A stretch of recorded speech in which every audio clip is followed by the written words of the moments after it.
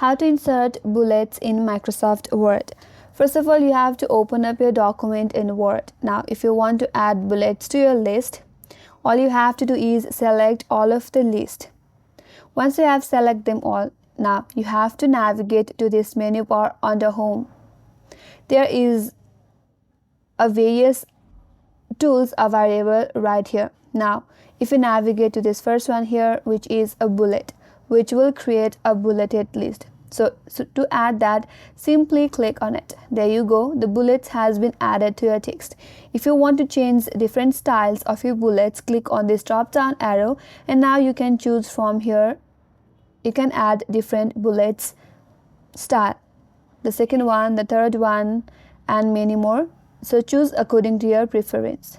If you want to change the list level, you can do that as well from here.